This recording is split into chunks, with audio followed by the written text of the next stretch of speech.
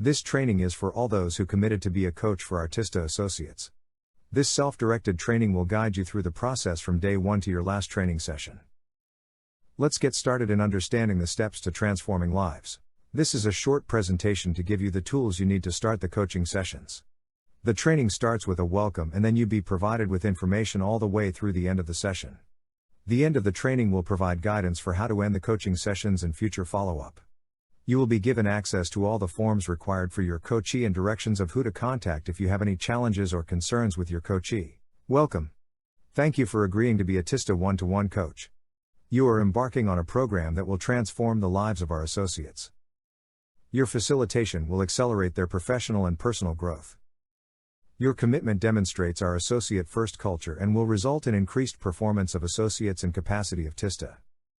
According to Joel DiGirolamo, the Director of Coaching Science for the International Coach Federation, coaching has a proven track record of success, and many studies have shown how coaching enhances decision-making skills, improves interpersonal effectiveness and increases confidence. These important elements are about transforming the workplace and the person. Thanks again for being part of this success. The goal of coaching is to develop the best talent at TISTA. You will be working with assigned associates who have taken their 360 assessment and help them to maximize their potential through a process of directing, asking thought-provoking questions, and providing resources. We want to reinforce our transparent and open culture, we want to provide opportunities for our leaders to learn and grow, and we want to make sure we provide two-way feedback. You will be using the Sir John Whitmore framework for training, who is the author of Coaching for Performance, Growing Human Potential and Purpose. Since the goal is growth, Whitmore established the GROW acronym shown on this slide. Coaching is different from mentoring. Coaching is short-term, 4 to 6 sessions, with specific outcomes, performance focused on specific aspects of on-the-job performance, ownership is between coach and coachee as both set the agenda. Process where the coach asks a lot of the questions to help the coachee in their behavioral change, and the process is very outcome-focused on goals established at the beginning of the session.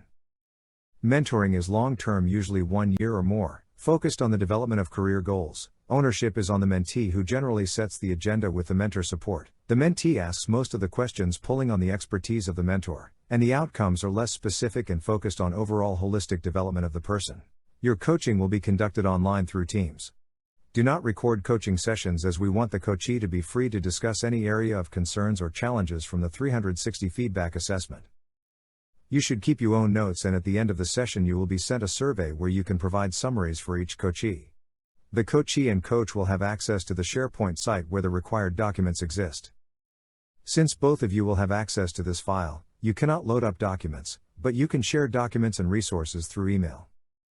There are a set of required documents for the coachee to complete, and each session the coach should remind the coachee of what is due and ensure he or she understand how to complete the document. As stated, coaching is short-term with the goal of building a development plan for each coachee. The meetings can be 1 hour or 30 minutes. You can meet weekly or bi-weekly.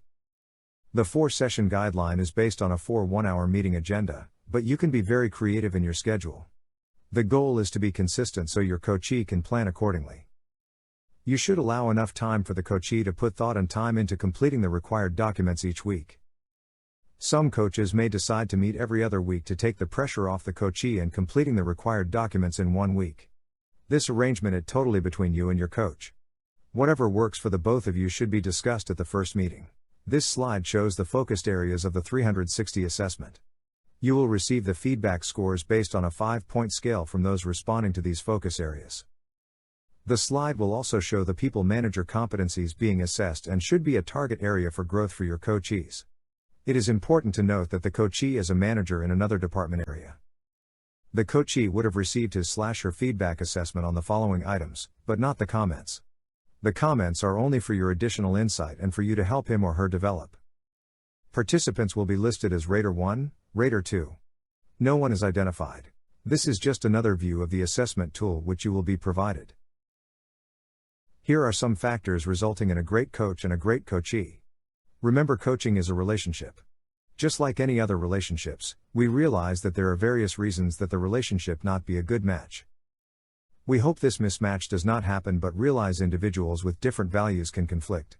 If you realize this coachee will not be a good match for you, please contact Gail Whitaker immediately to be assigned another coachee. Please review the 360 results before the first meeting so you can refer to information they have reviewed. Coaching is a relationship and cannot be scripted.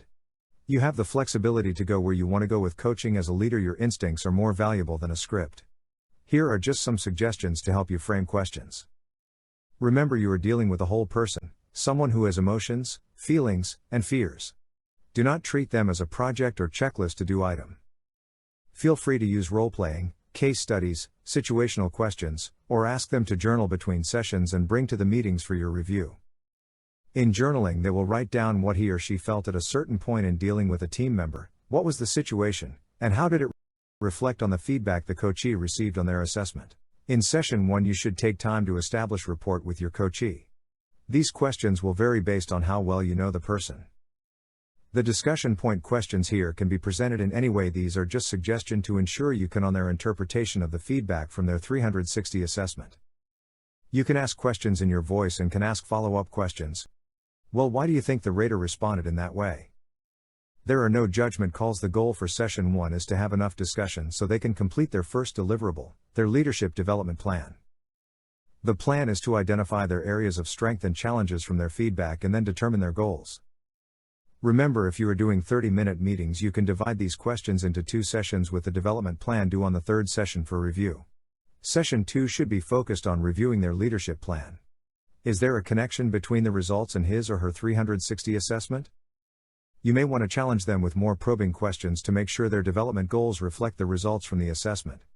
You may need to help them refine their goals, or ask some of the probing questions on slide 10. Session 3 is where you want to really get some commitments from them in action, not just words. If the goal is to listen more carefully to his/her team members, ask your coachee how they plan to do that. If they do not know how, the behavior will not change. Do not allow them to just resolve their stops or starts by just naming the plan, but have them write down the actions they will take. Make sure this is completed for every behavior. You may ask them to seek resources on trainings. They can contact Gail Whitaker, or seek articles. The coachee must commit to an action plan to start or stop certain behaviors. Next, explain to them the values worksheet. Let him/her know the importance of this value sheet. Explain to them that core values are a set of fundamental beliefs, ideals, or practices that inform how you conduct your life, both personally and professionally. Most conflicts, misunderstandings, and frustrations are from value conflicts. You will discuss more once at the next session as they bring their top 3 values. Let the coachee know that some of the values may sound similar, but they should select those that best identify what's important to them. Session 4. You will walk through the values sheet and inquiry how they will manage others with different values. Give an example. If order is a high value for one of the team members, having changing priorities and dynamic environment may be very difficult for them. They may show certain characteristics that are frustrating for you. You must look at them from the perspective of their values. You should show them a value sheet and ask the person what is their high values. You can do this for your entire team, and then manage them based on what they need from a value perspective. You will be demonstrating strength-based leadership, which will create high performance on your team. This is just one example. Prepare a list of resources for them, books to read, training they should take, leadership journey path they should consider, articles that would be helpful. Have the coachee commit to certain actions. This is the end of the training for coaches. Please contact Gail Whitaker at gwhitaker@tistatech.com if you have any questions. We look forward to your work of transforming the lives of our associates and performance at TISTA.